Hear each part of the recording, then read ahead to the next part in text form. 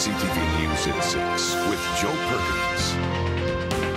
Good evening. Thank you for being here. We begin tonight on the roads. Traveling up and down Vancouver Island remains a slow challenge. We will get to the snow and the icy conditions a bit later. But first, we start with a rock slide near the Malahat that began pouring down heavy rock this afternoon, bringing traffic to a complete standstill. And traffic was blocked both directions for roughly 2 hours. These were the rocks that came crashing down around 3 o'clock this afternoon. A big thank you to Shane Taylor, who was on the scene during the slide. It occurred 250 meters north of Ice Cream Mountain. No one was hurt, no vehicles were damaged, but as we mentioned, traffic was blocked for quite some time. Around 5 o'clock, about an hour ago, after the majority of the rocks had been cleared, traffic was reopened to single-lane alternating traffic, but it is still moving quite slowly. Our members were patrolling en route to an unrelated call when they observed the rock slide. Nobody was injured. We took the precautionary measures to shutting down the lanes and contact all the appropriate people to do a proper assessment. An engineer is assessing the cliff to ensure it's stable. For the time being, traffic will continue to move slowly in both directions. Well, we knew we didn't have forever, and push is finally coming to shove for Christmas shoppers who have left it to the last minute. You could be one of them. It's recognized as one of the busiest shopping days of the year, and this year, with just a pair of shopping days left, December 22nd lived up to its name. Born a king on Bethlehem's plain. It all seems fairly pleasant. I think this is great. It gets you in the mood and kind of makes you remember what it's all about. Downtown, the sidewalks paint a pretty picture. The streets appear just as nice. It feels like the holidays. All we need now is a little snow. But across town, it was pretty bad. It was horrible. A metallic sea, a shopper's worst nightmare. That's more scary than anything because nobody's paying attention. But parking appears to be only half the battle. The stores are a lot worse than the parking. Malls are full. 'Tis the season of the last-minute shopper. No, actually I enjoy it. I think it's great. Lots of shops in the mall here, lots of ideas and options, so I don't think we'll have a problem picking up what we need. They're part of a small percentage of Canadians. According to a survey released yesterday from the Bank of Montreal, only 3% of Canadians leave their Christmas shopping to the last minute. Just trying to decide how much people deserve. And when he figures that out, he says he'll begin. But that's not his only hurdle. I try and get somebody else to wrap it. Not an easy job. Perfect corner? Oh man, we need so much skill. Whew. At malls across Canada, volunteers are spending their final days cutting and taping their way to Christmas. Proceeds here go to the mustard seed. Visa predicts today will be the busiest shopping day of the year. A final push for many as the days count down. Leading up to a morning many can't wait to arrive. Have you been a good girl this year? I do not know yet.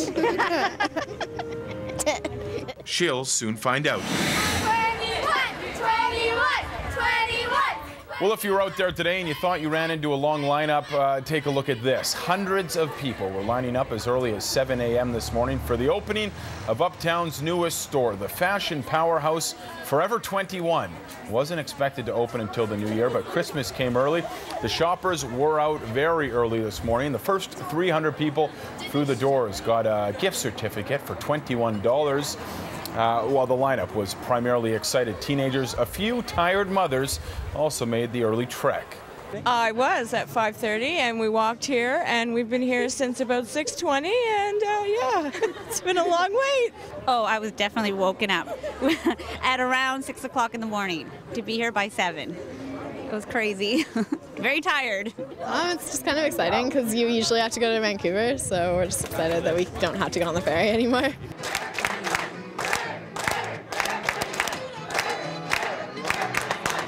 At 10 a.m., the doors open. The two-floor store is more than 21,000 square feet and is Vancouver Island's first Forever 21 outlet. There is also a Forever 21 store in Seattle. The American chain offers trendy clothing and accessories for young women and men. I think it's amazing. I'm going to blow all my Christmas money here. It's awesome. It's good for Victoria. We need some more cheap girl clothes. This is our our fashion block. So in this block, we're going to have a 2-level Forever 21, a 2-level H&M, and a 2-level Joe Fresh. So those three together, I don't know there's anywhere in BC where all three are together in the same location. So it's going to be a powerhouse of fashion. It's forward fashion, it's affordable, and it's great for all of Greater Victoria and all the way up the island as well. Over 100 employees are expected to work at Uptown's newest store. H&M and Joe Fresh are expected to open sometime in 2013.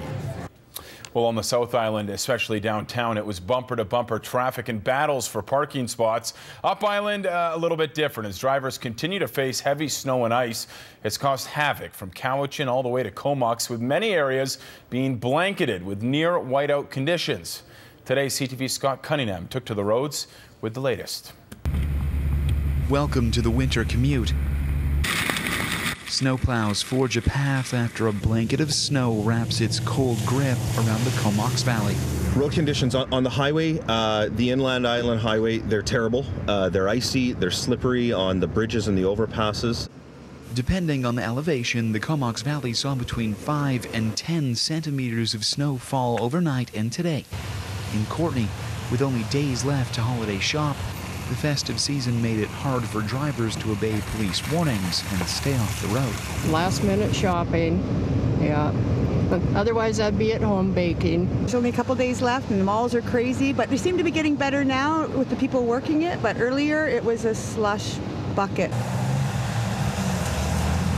In the city, or on the snow-kissed highway, Holiday Favor was smiling on drivers who faced harsh conditions. RCMP saying they only dealt with minor accidents.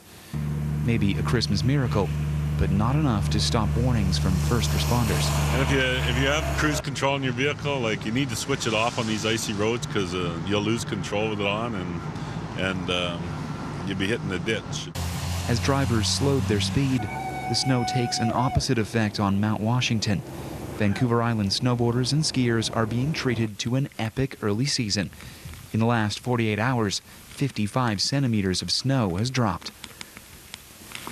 Getting to the hill, though, will require some extra time and extra attention as roadways turn white. It looks as if the road conditions might improve over the next couple of days where it turns to rain. But right now you're dealing with icy and snow conditions on the road, and it's, you have a risk of traveling. With a snowfall warning lifted, forecasts show snow will turn to rain tonight and over the next several days. Good news for drivers, but no reason to lift your guard. Scott Cunningham, CTV News, Courtenay. Well, an update now to a story we first told you about last night. People in a downtown Victoria apartment building continue to speak out on their living conditions one day after coming to CTV News. They complain that walls in the high-rise are spattered with blood, mucus, and mold, and they say the apartment amenities that are advertised haven't been working for years. Now they say their building has no heat. This one here is my thermostat for the house. That's the one that runs my heating, but we have no adjustment on them at all. Tenants say last night the building was cool, but this morning when they woke up, it was freezing. They say the heating is not working at all today, leaving rooms on the 19th floor of the View Towers building hitting temperatures of just above 10 degrees Celsius. Freezing. I was actually shaking. It was so cold. And, I've had to turn on my 3 heaters and the oven. That isn't free heat. Very fortunately, since we face south, and it's a sunny day, we'll actually get some heat from the sun. It's not particularly reliable, but there you go. We tried to contact View Towers again today, but they did not respond by our deadline. Tenants in the building say they have been voicing their concerns with building amenities for years, but nothing has happened. Well, a Grinch on the loose in Saanich picked the wrong home to break into. A Saanich man woke up this morning to the sound of an intruder sliding the window open to his basement suite bedroom. Police say the 45-year-old looked through his blinds and found himself face-to-face with the culprit. The suspect took off, but the victim followed him into the yard, picked up a stray helmet laying on the grass, and hit the suspect in the face.